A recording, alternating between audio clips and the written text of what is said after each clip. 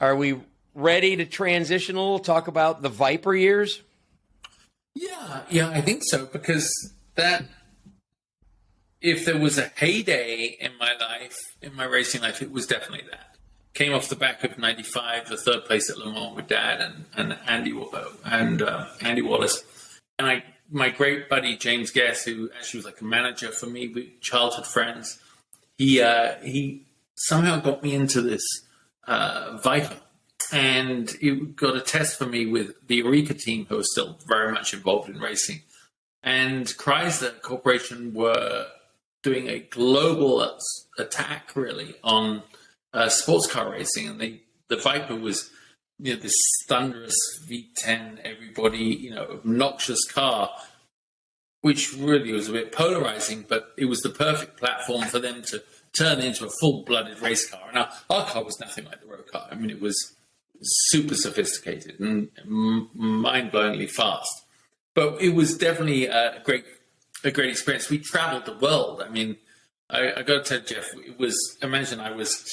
so this was 96, I'm just turning, not even 30, 28 years old.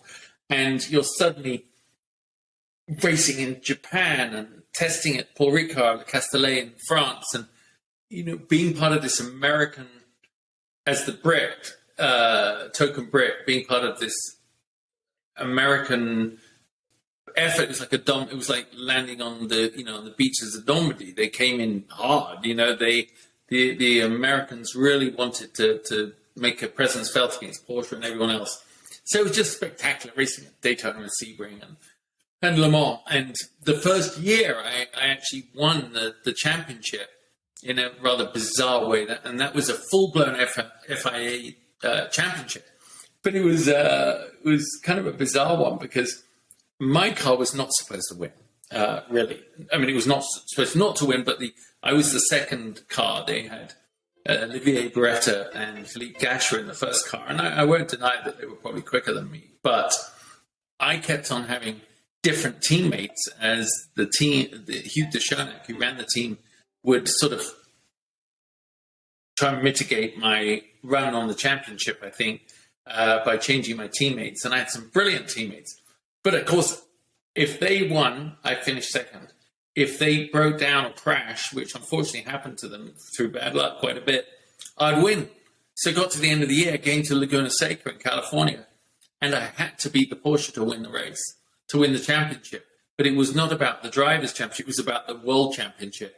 So every effort was made for me to do well in that race, and so I won the first championship for Chrysler, which was great. And the next year we won Le Mans, and just basically 5 years of domination that I wish everyone could experience, because it just couldn't have been better.